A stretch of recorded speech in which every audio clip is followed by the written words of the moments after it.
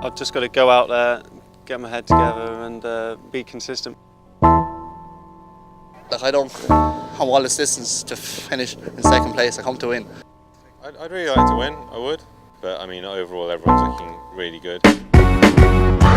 We're back with another instalment of the Prodrift video podcast, this time from round 3 of the Prodrift Super Series at Donington Park. A new custom course layout at the English circuit meant that the best teams from the UK and Ireland would be tested to the max over a fast and challenging Prodrift circuit.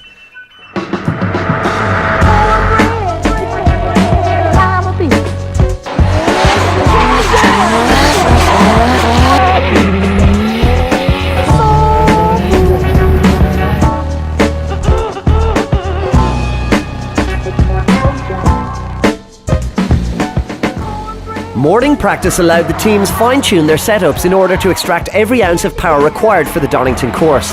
Flat-out turns 1 and 2 were followed by a more technical, slower section, a section of course that would inevitably prove the critical part of both qualifying and twin battles here at Donington Park.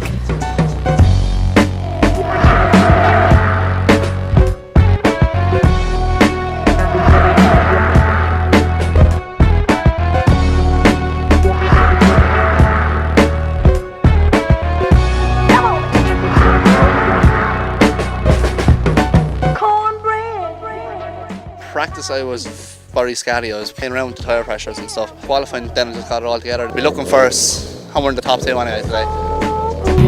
Texas tyres #1, baby.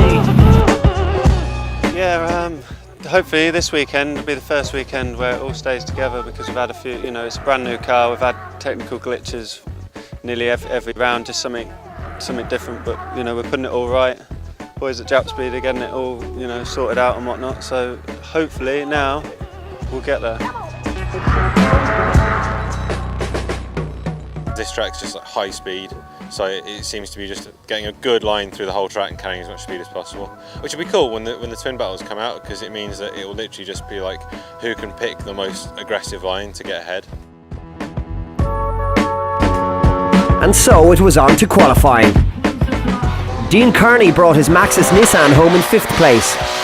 Jap Speed's Shane Lynch recorded his best qualifying result in 4th.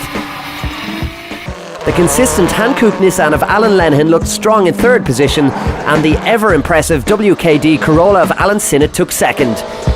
But it was championship leader Bon Bon in the Driftworks Skyline who stole the qualifying limelight. Pole position and 8 valuable championship points in the bag as the teams and drivers prepared for the round 3 twin battles. Kicking off the top 16, top qualifier Bon Bon again demonstrated his precision around the course. Jap Speed's Nathan Cheevers was no match for the Driftworks Skyline, this spin resulting in victory to Bon Bon. Pete Barber in his Mazda RX-7 brought a big challenge to Johnny P, but eventually the WKD Imports 180 progressed. Dean Kearney also confirmed his position in the top 8. This victory against Anthony Scott keeping the Maxus Nissan in the championship chase.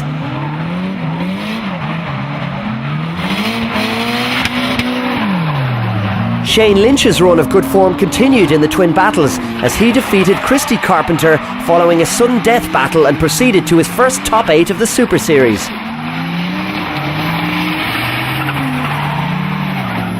Up-and-coming UK driver Stephen Moore was no match for the more experienced Alan Lenihan. The Hankook Nissan of Lenihan moved on. A second Team Jap Speed car was also making progress to top 8. On this occasion it was Danny Isles who beat Shane O'Sullivan in their top 16 bout.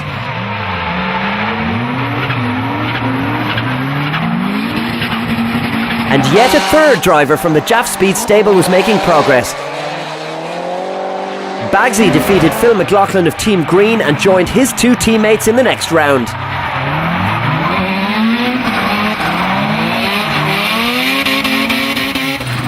WKD's Alan Sinnott claimed the final top 8 position, a convincing performance over Team Green's Paul Cheshire, enough to cement his progress in the turbocharged Corolla.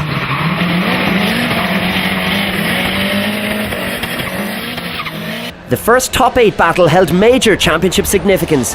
Johnny P needed to defeat Bon Bon to keep his championship ambitions alight. However, Bonbon was in devastating form and the Driftworks skyline proved too much for Johnny P. Bonbon moved on to Final 4. In a closely contested battle, Dean Kearney and Shane Lynch required sudden death to determine a winner. Eventually it was Kearney who moved on, still in the championship hunt.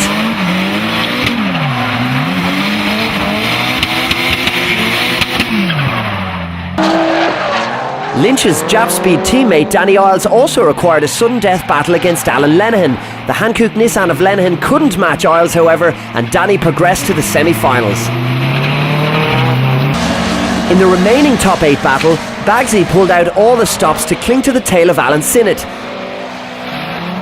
A clean and aggressive line into the final corner earned Bagsy the favour of the judges, and the Jap Speed rookie was in the Final 4. The first semi-final again held massive championship significance. Dean Kearney needed to defeat top qualifier Bonbon to stand any chance of claiming this title. Enveloped by federal tyre smoke, Kearney produced his best form of the day, pushing Bonbon to a sudden death battle and eventually taking the win. A big result for the Maxis driver.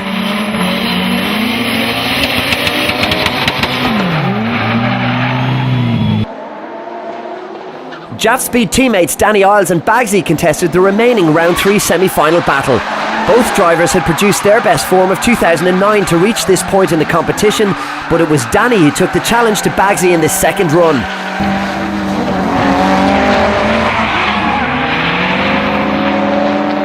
Through the final corner, Isles found space to execute a clean pass and with it took his place in the round 3 final. And so to the final, Kearney versus Isles, both running on Maxis tyres and both drivers now battling for crucial championship points.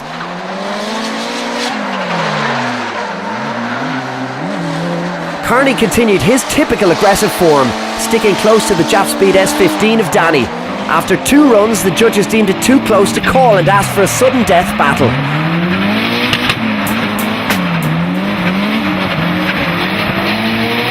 However, greater problems awaited Kearney.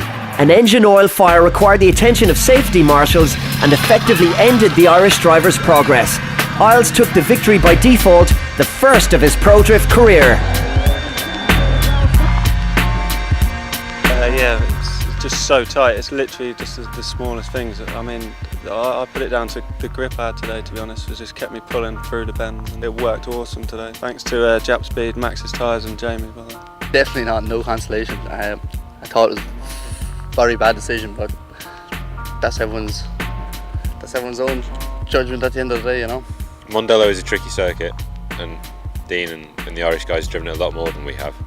But no, it'd be really cool just to go and try and get at least another podium position, if not a win.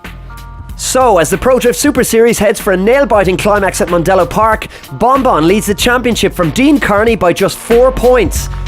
Home advantage could play a vital role for Kearney in what promises to be a thrilling end to the series. We'll be there to bring you all the action, and don't forget to log on to prodriftseries.com for ongoing updates.